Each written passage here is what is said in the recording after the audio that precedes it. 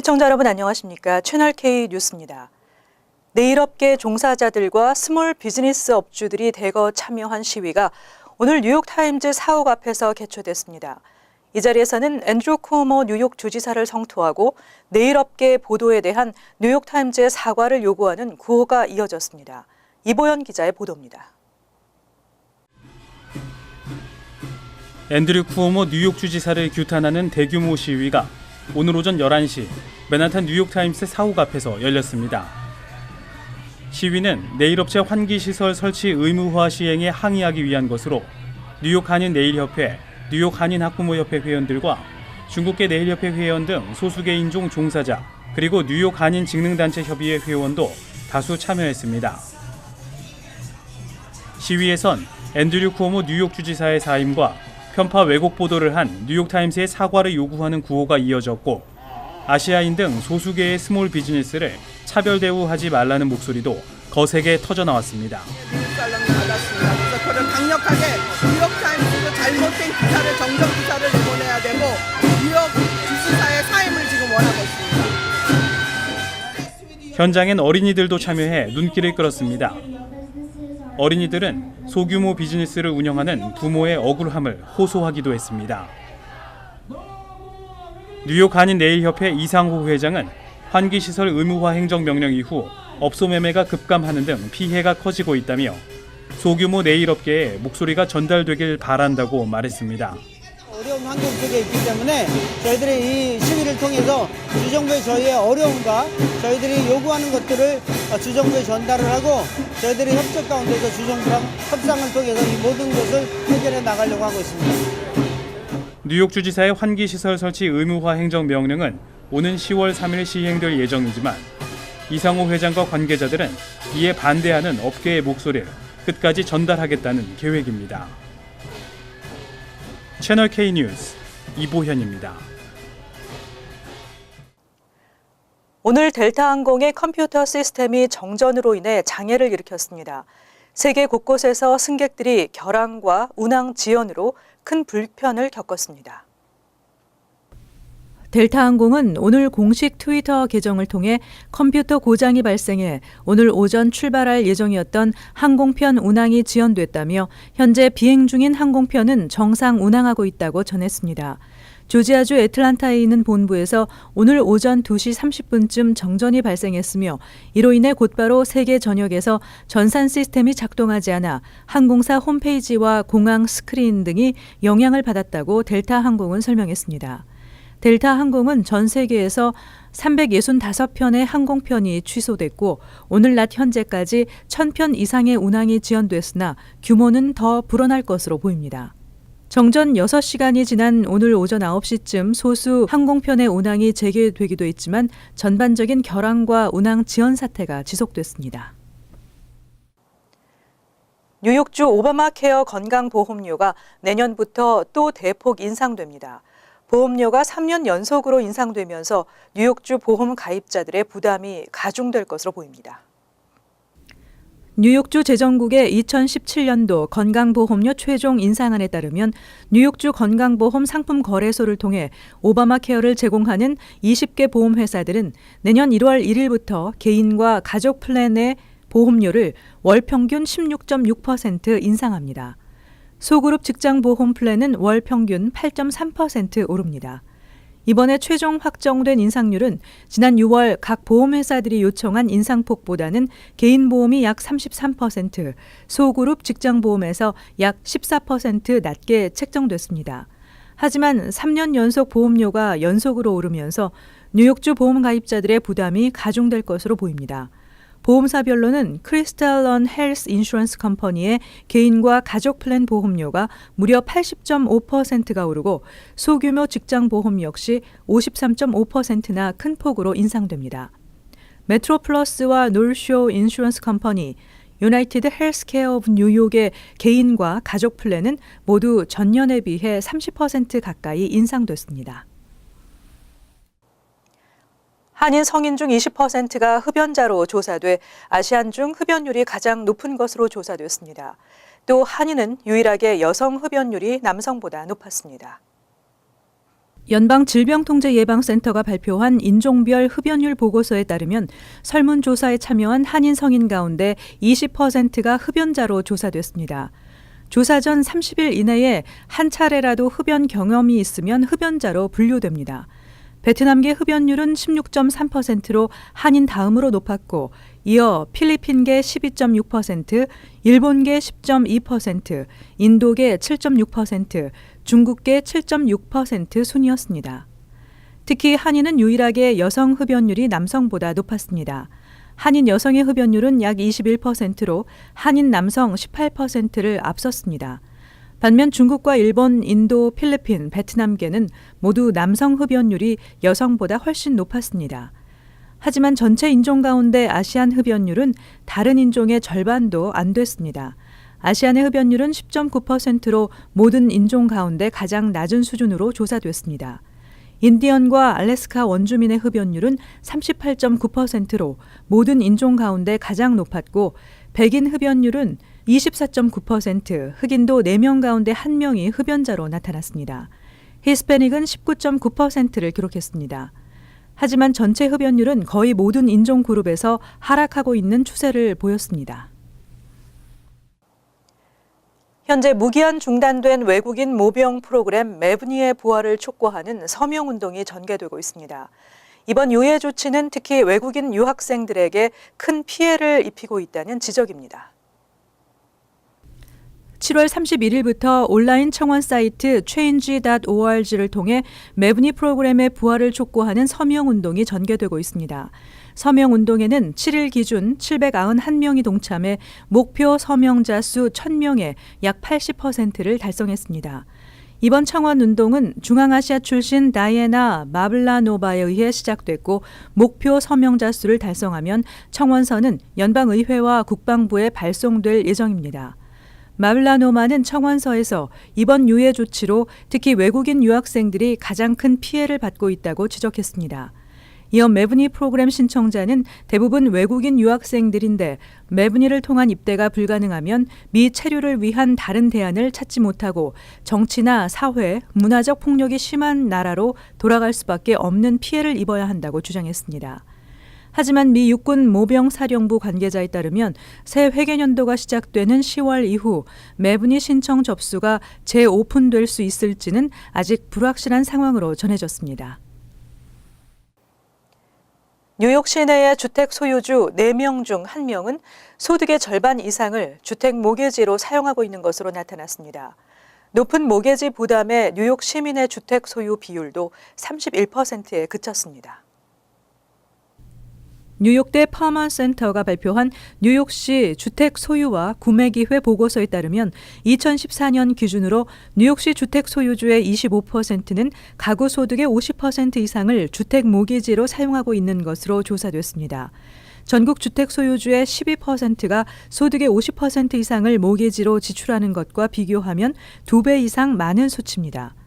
보로별로는 브루클린 주택 소유주의 29%로 가장 높았고 브롱스 28%, 퀸즈 26%, 스태튼 아일랜드 24% 등의 순으로 나타났습니다. 다만 맨하탄은 12%로 가장 높은 주택 가격에도 불구하고 고소득층이 많아서 다소 낮은 비율을 기록했습니다.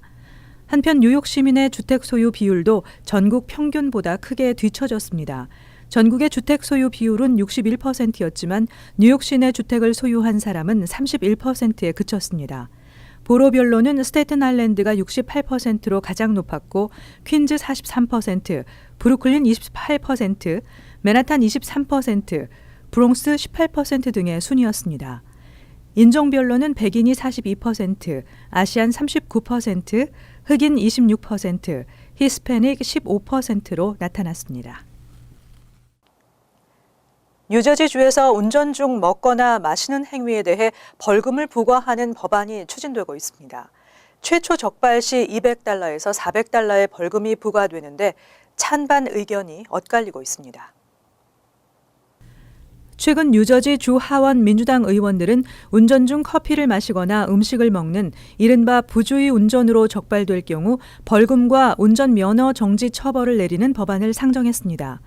법안에 따르면 부주의 운전으로 최초 적발 시 200에서 400달러의 벌금이 부과되고 2회 적발 시에는 400에서 600달러, 3회 이상은 600에서 800달러 벌금에 90일간 면허 정지 처분도 내려집니다. 하지만 해당 법안에 대한 찬반 의견은 엇갈리고 있습니다. 특히 반대 입장은 해당 법안이 과도한 규제라며 경찰 단속도 현실적으로 쉽지 않다고 주장하고 있습니다.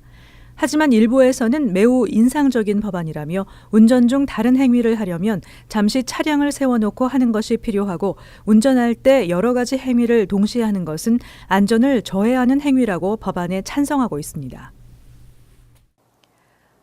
젊은 성인 아시안 4명 중 1명꼴로 주변 지인이 경찰에 의한 폭력을 당한 경험이 있는 것으로 나타났습니다. 흑인은 2명 중 1명꼴로 나타났습니다. 소수계 대상 설문조사기관 젠 포워드는 전국 18살에서 30살 젊은 성인을 대상으로 주변 지인이 경찰에 의한 폭력을 당한 경험이 있는지 조사했습니다. 조사에서는 AP통신과 시카고대 연구기관 NORC가 공동 참여했고 조사 결과 경찰로부터 폭력을 당한 지인이 주변에 있다고 응답한 비율은 23%에 달했습니다. 인종별로는 흑인의 경우 응답자의 2명 중 1명꼴인 44%가 주변에 경찰 폭력을 당한 사람이 있다고 대답했습니다. 이어 아시안 23%, 히스패닉은 22%, 백인 응답자의 비율은 19%에 그쳐 가장 낮았습니다. 한편 본인이 직접 경찰에게 폭력을 당한 경험이 있다고 응답한 비율은 흑인이 22%, 히스패닉 18%, 백인 11%, 아시아는 6%로 가장 낮았습니다. 최근 전국적으로 잇따르고 있는 경찰에 의한 흑인 시민 총격 살해 현상이 심각한 사회 문제라고 생각하는지 여부에 관한 질문에는 흑인 응답자의 92%가 그렇다고 대답했습니다. 이어서 히스패닉 응답자의 76%, 아시안 67%, 백인은 48%로 나타났습니다. 뉴욕시가 다음 달부터 모든 전철역 철로를 대상으로 쓰레기 수거 작업에 나섭니다. 쓰레기 수거 작업으로 주의 확산을 막고 화재 사고를 방지하게 될 것으로 기대하고 있습니다. 메트로폴리탄 교통공사는 9월 12일부터 매 2주마다 500명을 동원해서 뉴욕 시내 모든 전철역 469곳을 대상으로 대대적인 철로 청소 작업을 실시할 계획이라고 밝혔습니다.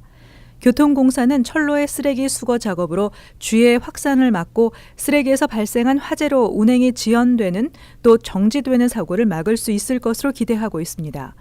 메트로폴리탄 교통공사 측은 이번에 펼치는 대대적인 쓰레기 수거 작업으로 전철이 훨씬 수월하게 운행될 수 있을 것이라며 시민들에게도 쾌적한 출퇴근 환경을 제공하게 될 것이라고 밝혔습니다. 한편 인력 증원과 함께 그동안 잦은 고장으로 제대로 작동되지 않았던 진공 청소 열차도 새롭게 교체한다는 계획입니다. 진공장치가 달린 진공청소 열차는 철로 위를 달리며 쓰레기를 빨아들이는 방식으로 철로를 청소해왔지만 그동안 잦은 고장으로 정상적으로 운행되지 못했습니다. 이어서 LA 지역 한인사회 소식입니다. LA 총영사관이 한국의 우수 문화작품으로 선정된 공예품들을 전시하고 있습니다. 코리아 브랜드 마케팅에 발벗고 나선 모습입니다. LA 총영사관은 오늘부터 다음 주 금요일까지 문화체육관광부에서 지정한 39점의 공예품을 1층 민원실에 전시한다고 밝혔습니다. 특히 이번에 전시된 전시물은 케이콘 행사를 통해 소개돼 인기를 끈 상품들로 한인은 물론 타인종 커뮤니티에 한국의 전통적인 가치와 실용성을 알리는 좋은 계기가 될 전망입니다. 한편 우수 문화상품 지정 제도는 브랜드 마케팅을 통해 코리아 프리미엄을 창출하고자 한국 정부가 만들었으며 지난해 11월부터 시행돼 왔습니다. 합병 이후 뱅크 오브 호흡으로 이름을 바꾼 BBCN은행과 월셔은행이 경영실적 부문에서 높은 평가를 받은 것을 확인했습니다. 뱅크 디렉터 매거진이 지난해 실적 자료를 기준으로 조사한 2016 뱅크 퍼포먼스 스코어카드에서 BBCN은 전국 중형은행 중 14위를, 위셔은행은 전국 소형은행 중 6위를 각각 차지했습니다. 특히 뱅크 퍼포먼스 스코어 카드는 5개의 주요 지표를 통해 경영 실적을 측정하는 것으로 수익성과 자본 총액, 자산 건전성 등이 지표에 포함됩니다. 이외에도 한일은행 가운데 소형 은행에 속하는 한미은행은 19위에 이름을 올렸습니다. 월드리포트입니다. 중국의 대형 쇼핑센터가 고객 유치를 위해 아쿠아리움을 설치했다 동물학대 논란에 휩싸였습니다. 북극곰을 가둬놓고 관람을 시키고 있기 때문인데요. 세상에서 가장 슬픈 북극곰이라는 별명이 붙었다고 합니다. 북극곰 한 마리가 바닥에 힘없이 누워서 눈물이 고인 듯한 눈으로 정면을 바라봅니다. 세상에서 가장 슬픈 북극곰이란 별명이 붙은 이 곰은 중국 남부 광저우시의 한 쇼핑센터에 있습니다. 쇼핑센터 측이 고객 유치를 위해 대형 수족관을 설치하면서 북극곰도 관람용으로 갖다 놓은 겁니다. 쇼핑센터 내부의 아쿠아리움에는 북극곰뿐만 아니라 흰고래 6마리, 바다코끼리 5마리, 그리고 북극여우와 수달까지 있는데 좁은 공간에 너무 많은 동물을 가둬놨다는 비난이 끊이질 않고 있습니다. 的鱼群数量，这是应该是有科学依据的，而不是说我想展出什么东西，我想展出多少条给你们看见什么东西，我就把它放进来。 쇼핑객들이 셀카를 찍느라 북적이기 때문에 동물들은 온종일 플래시와 소음에 고스란히 노출되기도 합니다. 지구온난화의 영향으로 북극곰이 멸종 위기에 내몰리고 있다는 점도 아쿠아리움의 슬픈 북극곰에게 편안한 보금자리가 필요하다는 여론에 무게를 실어주고 있습니다. 결국 동물보호단체인 애니멀스 아시아가 나서서 해당 아쿠아리움의 폐쇄를 요구하는 온라인 서명 운동에 들어갔고 현재 50만 명을 훌쩍 넘은 상태입니다. 논란이 번지자 아쿠아리움 관계자는 애니멀스 아시아 측에 동물들에게 더 나은 환경을 제공하겠다고 밝혔지만 폐쇄 요구에는 응하지 않았습니다. 간추린 소식입니다. 뉴욕 가정상담소의 상반기 한라인 상담 통계 결과 가정폭력과 성폭력 관련 케이스가 가장 많은 것으로 나타났습니다. 총 1,572건의 상담 가운데 1,237건, 79%가 가정폭력과 성폭력 관련 케이스였습니다. 범죄 피해자 중 절대 다수인 82%는 여성이었고 18%가 남성으로 조사됐습니다. 연령대별로 살펴보면 62%는 25세에서 59세 사이의 성인이었고 나머지는 아동과 청소년, 노인층으로 나타났습니다. 한인 등산객들이 자주 찾는 뉴저지 파세이 카운티 외인의 하이 마운틴 파크 등산로에 누군가 고의로 설치한 못판이 발견돼 경찰이 수사에 나섰습니다. 경찰은 이미 하이 마운틴 파크의 주요 등산로와 산악 자전거 코스에 등산객들에게 피해를 주기 위해 악의적으로 못이 박힌 판자와 철조망 등이 여러 군데서 발견됐다고 밝혔습니다. 경찰은 등산로를 수색해 위험물 제거 작업을 진행하고 있습니다. 뉴욕시 검시관이 9일 뉴욕시 고등학생들을 대상으로 국가과학수사관을 개방하고 투어와 설명회를 갖습니다. 인기리에 방영됐던 범죄 수사물 CSI의 배경이 되기도 한 국가과학수사관은 이번에 최초로 학생들에게 개방됩니다. 국가과학수사관 투어는 9일 검시관 DNA 연구실 빌딩에서 오전 11시에서 오후 2시까지 진행되고 투어를 원하는 고등학생은 뉴욕시 검시관에 신청해야 합니다. 뉴욕지구 한인상공회의소는 5일 사이버 한국외국어대학교와 교육협력에 관한 업무 협약을 체결했습니다. 이번 협약으로 사이버 한국외대는 뉴욕 한인상공회의소를 통해 입학한 미주 한인들에게 입학금 전액을 감면하고 정규 학기 수업료는 40% 할인 혜택을 제공합니다. 또 한인 2세를 위한 온라인 교육 시스템을 구축하겠다고 밝혔습니다. 환율과 증권 소식입니다.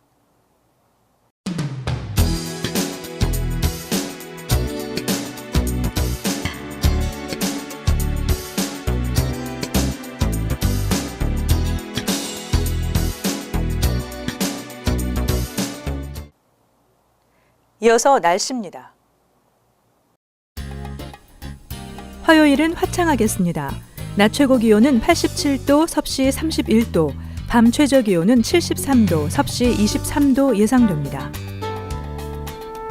수요일은 가끔 구름 많은 가운데 때때로 천둥 번개나 소나기가 오겠습니다.